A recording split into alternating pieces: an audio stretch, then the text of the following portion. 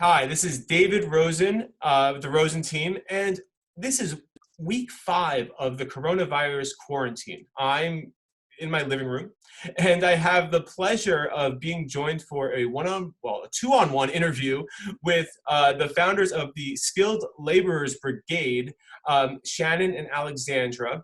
I don't want to steal their thunder, so tell me, 45 days ago, before coronavirus quarantine, Alexandra, I'll start with you. Where were you? What were you doing? I was at Steiner Studios, costume coordinating for the Sesame Street movie. Just going about our days and getting all the costumes ready and helping our designers. And then, we got pushed back because everyone said no more film, no more television, no more group events. You were dressing Bert and Elmo. I personally was not. I was doing all the coordinating and majorly assisting the human aspect of the design for Sesame Street movie. Wow, costume coordination for Sesame Street. That sounds like a costume coordinator's dream. It is, truly. Shannon, where were you 45 days ago? Well, I'm a professional tailor, and I was right in the middle of starting the fall advertising season. So I work on a lot of advertisements, and as well as pilot season. I was currently, the day we got shut down, working on a pilot remake of this show for the show 30 something, which was a lovely cast, and hopefully they'll finish filming it. And they shut down the job and told everybody, get your kits packed up, we're going home. Yeah. So just before we get more into the Skilled Laborers Brigade and everyone, that's what we're here talking about today, the skilledlaborers.brigade.com. It'll be in the link below. And they are raising money, a substantial amount, to help a substantial amount of people. But before we get into that deeply, I just want to ask, is everyone in your life, and I'm assuming you guys are in the New York City area, and is everyone healthy? We are kind of healthy. We usually have 4 people on our team, and one of them had to step aside to help keep her family safe. She, and a lot, like many people, are experiencing family being ill, and it's been really tough. And, as a team, we check in with each other almost every day. I'm pretty sure I talk to Shannon more than I talk to the people I live with, to make sure that not only are we healthy from COVID, but that we're not overstressing ourselves, since we are still on the volunteer phase. And, we want to make sure that we're all getting sleep and checking in with ourselves and self-caring. And Shannon? My immediate family is okay. My husband's an essential worker for the city of New York, so there's a ton of fear in my personal household, and we have experienced loss. My daughter's teacher died about a week ago, and is she in grammar school, or is she in junior high or high school? Pre-K. She's a preschooler. And what about you, David? Friends and family have been hospitalized. Clients have been sick, weren't able to get tested. And for me, right before I went to work that Monday, I forget the numbers, but the Wednesday I shut it all down before the shelter in place. And Thursday and Friday, and even Tuesday night, I had appointments with people over 50, and I knew I'd been on an airplane. Not that I fly all the time, but I'd been on an airplane before, and I felt scared and about being, asymptomatic, and and family, friends have died also. Not young people, thankfully, and not healthy people, but it's a real thing, right? I mean, more than just it's not strangers. I think for all of us, this is a tragedy that's affected us all in an unprecedented way. So I'm really impressed by the two of you. You're in these situations. You're doing these professional jobs as craftspeople, as skilled laborers here in the New York City area. And instead of sheltering in place and hiding, you became focused on helping people who needed PPEs, and helping a system that you thought broken down. Is that correct? Yes, but we have been sheltering in place. The part of the 2 main goals for for our organization is to keep people's health and safety as one of the top priorities. So, I mean, Alex and I hadn't even met for the majority. Like, I only saw her from a distance. Like, we were actually in these like common industry chat rooms, and we saw every single, I've been a tailor for 25 years. All the tailors I know were like, how do we make these PPEs? Where do we get Oh, the, that's so interesting. Let me just stop you for 1 second, because people don't understand. The people don't know what those look like. My girlfriend's an acupuncturist. She's an acupuncturist chat rooms. I mean, that's a whole world that only acupuncturists know I about. think we're So, all in trade unions. We, you know, most of my friends are people that I've worked with for the last 25 years. and how many people are in these groups? Like, if you're talking about a chat room, you're talking about 100 or 1,000? Thousands. Yeah, the group I Thousands. met Alex through, is a few thousand of the industry people that are in like they call it condescendingly the vanity side of film and TV, which is, you know, the people who dress, do hair and makeup. So we were just watching so many people trying to figure out what should we be making, what fabric should we be using, what is needed, where does it go to, and then Alex and I sort of just connected. She was asking me my opinion about how to make something, and I said, why don't we organize all these people who are the people who can most efficiently make these materials and have all the skills and knowledge to connect this stuff? Why don't we organize all these people and make it on large scales? Like, we have connection to factories and industrial machines. Like you can see in my workroom, I have an industrial sewing machine. I have all the industrial machine right in my workroom. And we also have connections to factories who make, have these enormous cutting machines that can cut 250 layers of fabric at a time. Are you talking about factories locally or internationally? Factories in New York City. In New York City? Yes, there's the textile industry in New York City. Yeah. There's a very big community, thousands and thousands of garment workers just in New York City alone. I mean, we have reached out to some of our members are throughout the country, but there are huge garment centers in LA, New York, Detroit, like Chicago. Yeah, I mean, probably every city. I mean, every city that you've ever seen a movie filmed in has these type of workers in it. People don't really know about it because all we focus on is like the actor and the director and that kind of stuff. But a crew that films a TV show has, you know, several people on it that know how to sew. And that's all right. I wanted to say a follow-up. My grandfather was in the persimmon the fixture business for a long time. He was a member of the ILGWU, which is no longer around, but I've heard a lot of family stories, but that's their stories. Yes. I'm so fascinated by this. So here you are, you know you have access to these factories, you know you have access to these skilled laborers who are really been marginalized, and you're seeing, well, they've been furloughed, and you're seeing a kinship, you're seeing that there's other people who are working hard, but they need help. Is that accurate? Well, it wasn't even that they needed help. It was okay. All were asking the same questions and all looking for the same materials. And like, it just makes sense that if we organized, we could have like, well, Alex came up, you know, and with me, but mostly Alex came up with a system of how to organize the labor, how to get things cut by one or two people in a factory, cutting thousands of masks. You can cut on one machine like 5,000 masks a day. And we have access just in the people that voluntarily signed up with us. We haven't even gone to outreach yet.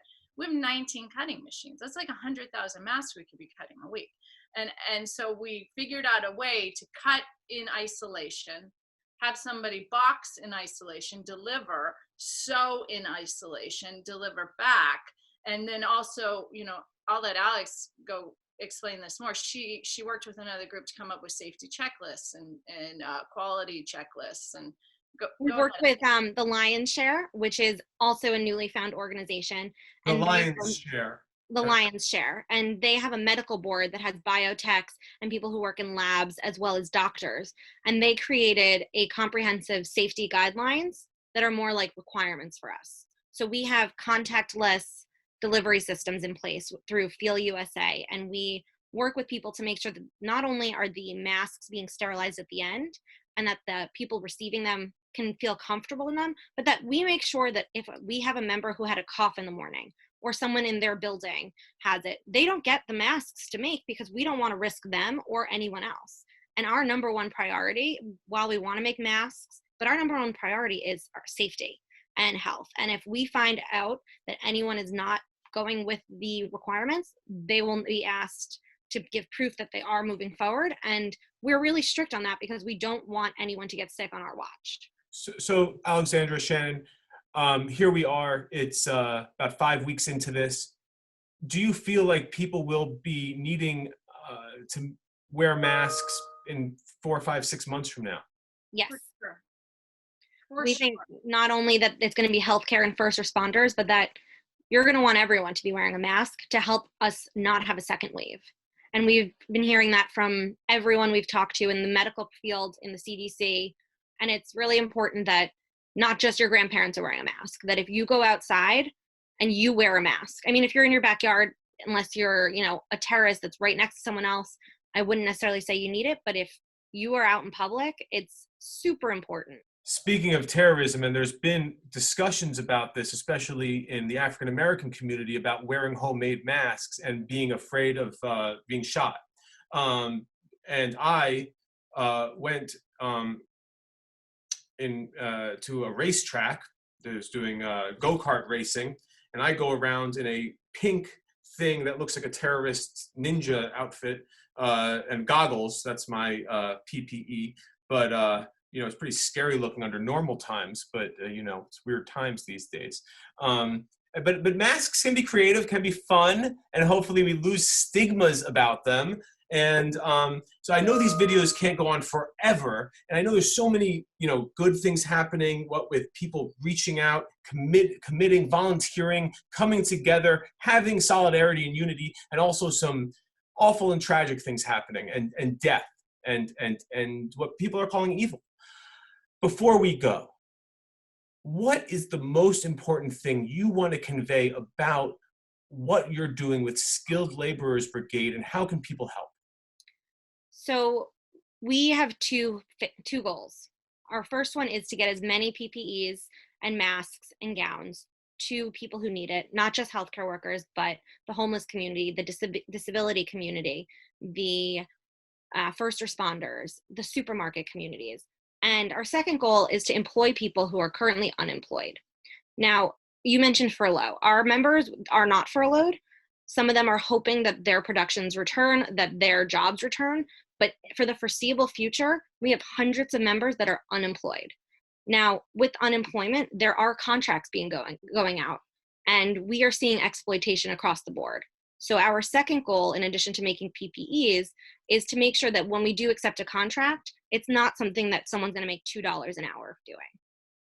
So you're seeing that people are hiring skilled laborers at low rates because the job market is saturated. I think it's actually a little bit deeper than that. It goes more into the what has been expected from PPEs. We're seeing this is across the industry. Other people we're talking to in other cities who are also being offered contracts. The contracts are both exploitative in what they offer for pay, as well as being.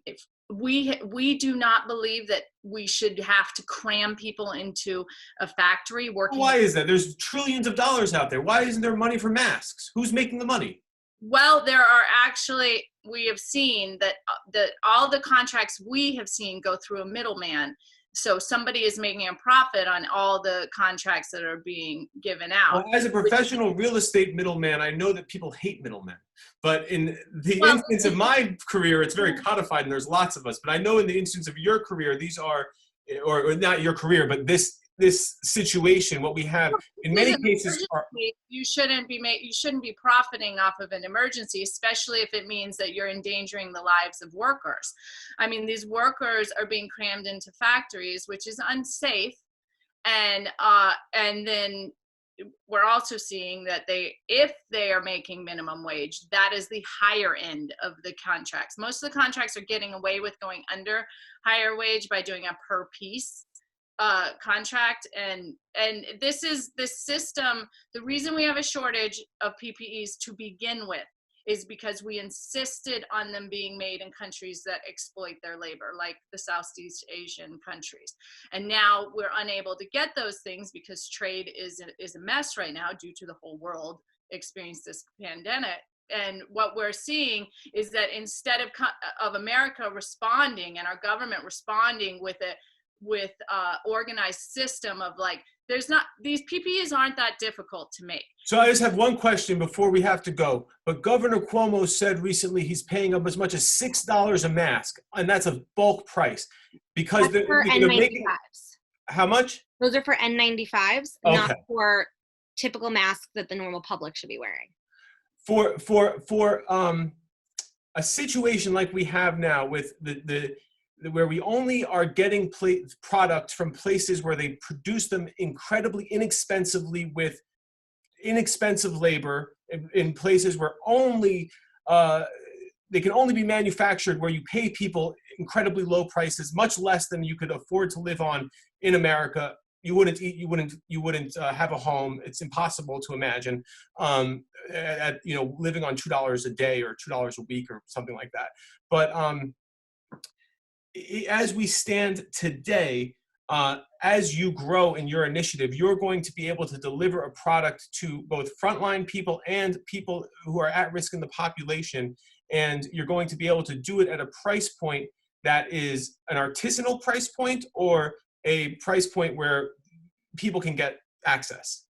The things that we're able to produce are only being produced by volunteers and donations, which is the same in the maker community. Nobody is organizing this so that they can be done in a large scale. It is only being organized by the volunteers who want to find the materials, figure out what masks to make. No one at the higher level is saying, these are the masks that should be made. This is what is approved for safety. These are the fabrics that are approved. We're all figuring it out on our own, and we're having to do it through donations. Because we're doing it through donations and through, we can't work on the scale we could. We could be cutting 100,000 masks a week, but to get that level of fabric, you have to raise a lot of money. So the way that the call for PPEs have been answered has not been answered by the government, has not been answered by industry. It's been answered by people voluntarily giving their time and money to put it in the hands of the nurses and doctors. The hospital administrators are saying they don't need this stuff.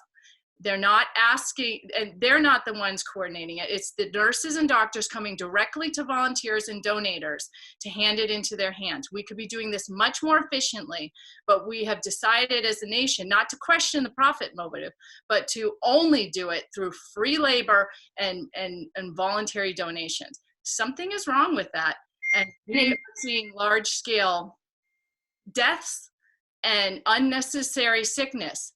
We should not be seeing this. And in answer to your question, if someone were to come to us and want to purchase masks, we do have price points for that. It depends on how much and how many they want, because the more material we buy, the lower the cost is. And it also depends on how quickly they need it. If they need a turnaround time of a week, we possibly can do that, but it will cost slightly more because we aren't just sitting in a room, like Shannon said, banging them out. We have delivery people that we pay. We have volunteers who, if we are actually getting orders, we want to pay them. We want them to be able to keep the lights on. And we have people, like as founders, we have decided that until anybody else makes money, we don't make anything. I understand. So we are really trying to set up. We're going to make the same as the stitchers. Nobody, if the people making them are making $15 an hour, we're making $15 an hour. We're not trying to do like all these profit motives we've seen where somebody is making a profit and skimming off the laborers. Well, it's the skilledlaborersbrigade.com.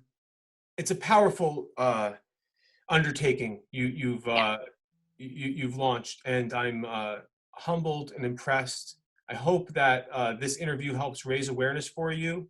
And as always, if there's anything that the people who are in touch with us can do to help, we want to do that. Thank you again, both so much. If they want to help, they should start questioning the consumption culture we have and why somebody has to make a profit so large that the workers are endangered and often dying. This has been a reality in fashion for years, and we're seeing it as a reality for this PPE market in America now. So we have to decide when we come out of isolation, do we want to spiritually be a different country, or do we want to just go back to buying more and blindly letting people die for our cheap t-shirts? And if they would like to help as well, we are accepting donations on our website to help offset the cost of any volunteer or donation masks or PPEs we do make. And that's skilleddlaborsbrigade.com/donate. Well, thank you again. Thank you, both of you. I do hope that in 6 months from now, we look back as really fully, paradigm shifted, at least people as a society, or at least as individuals. And I know that the energy you're putting forth here resonates. Thank you. Thank you. And thank you so much for your time today, David. We really appreciate it. My pleasure.